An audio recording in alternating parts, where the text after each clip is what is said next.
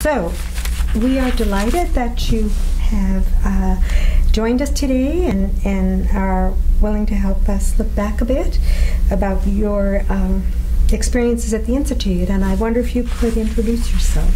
Yes, my name's Kevin Bozic, and I am an orthopedic surgeon and health policy researcher here at UCSF. Well, thank you so much for that introduction. I was wondering how you actually wound up at the Institute. What brought you to the Institute? It was actually one of the things that attracted me to UCSF when I was being recruited here to the Department of Orthopedic Surgery. The then chairman of orthopedics, David Bradford, introduced me to Hal Luft and knew that I had an interest in health economics and health policy research. And when I was considering UCSF and another position, it was really one of the things that attracted me to come to UCSF.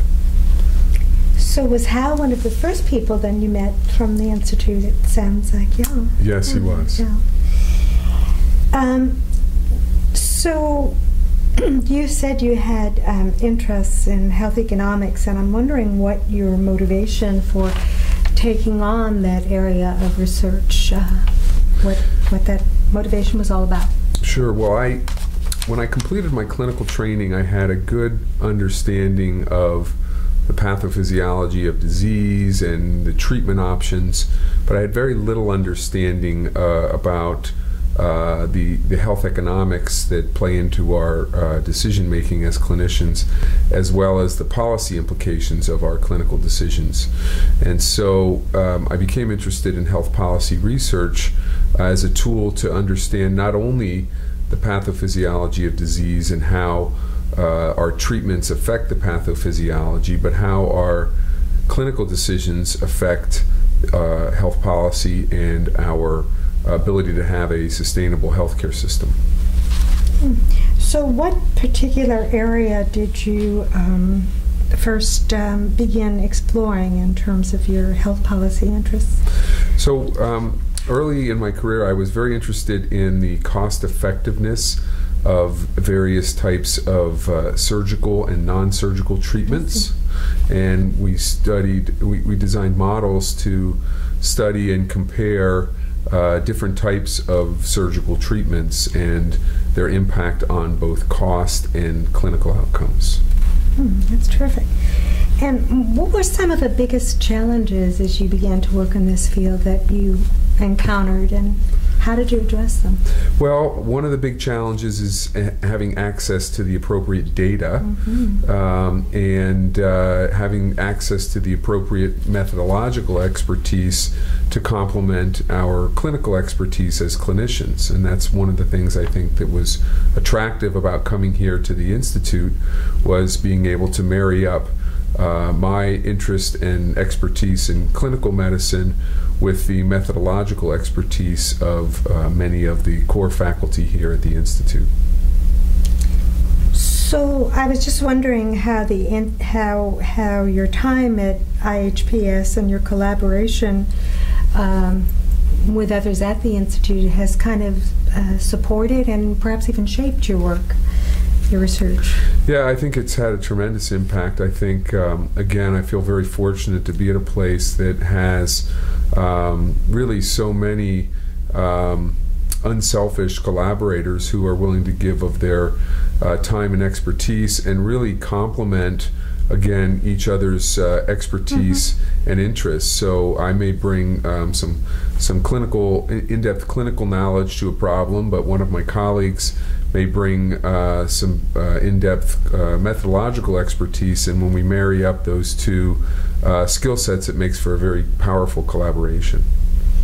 Well, I know you mentioned encountering Hal at first, but I also know, just personally, that you've collaborated with others, and I'm just wondering if you could speak to that a little bit, about some of the later collaborations. Sure. I've worked with a number of folks here at IHPS, with Patty Katz and Ed Yellen. I've had an ongoing collaboration with Jeff Kahn and, excuse me, Jim it's Kahn. Okay. I have a friend named Jeff Kahn, so I had an ongoing collaboration with Jim Kahn in the area of cost-effectiveness analysis, and he is really one of the nationally and internationally recognized experts in that field, and so having that type of collaboration has been very effective. And then also more recently with Jeff Belcora in his group in shared decision making.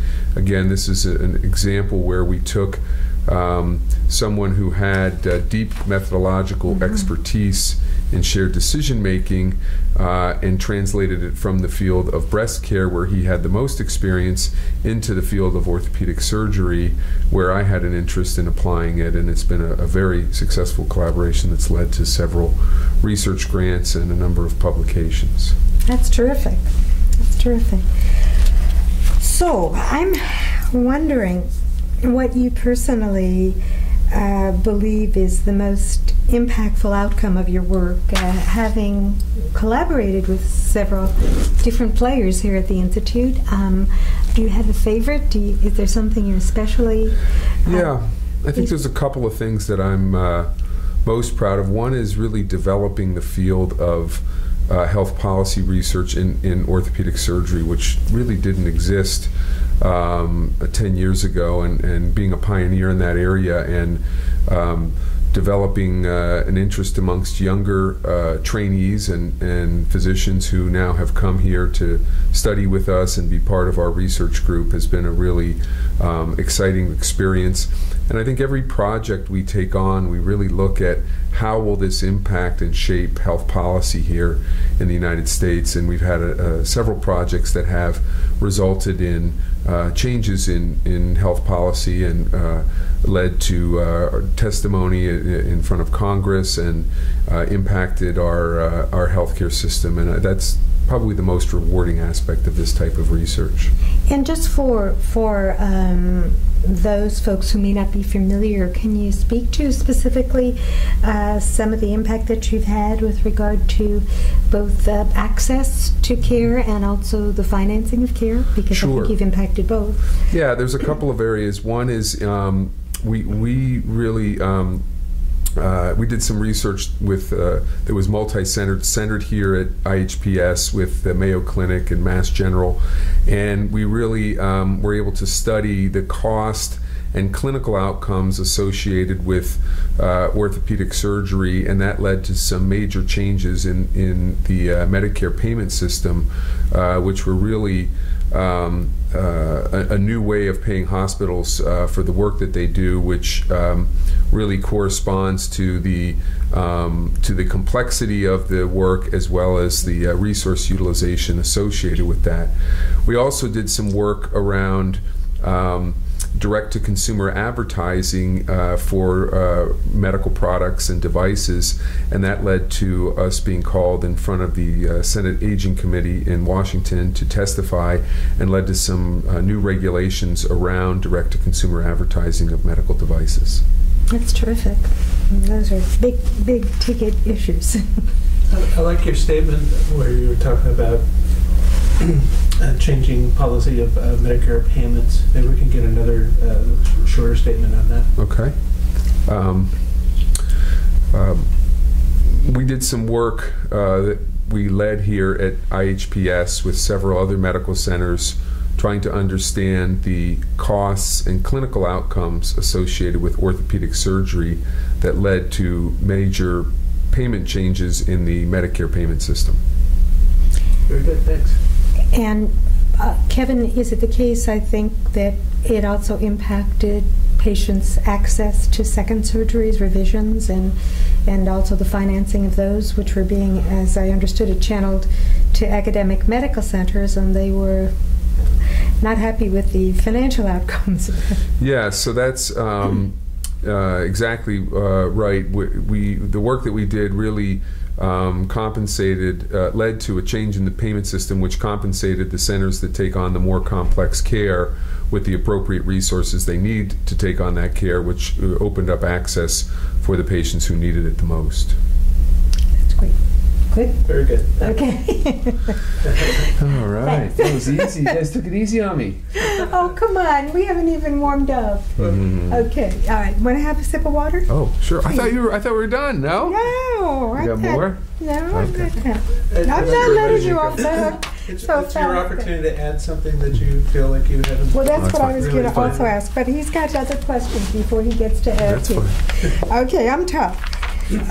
So you talked about what outcomes you're most proud of, but I think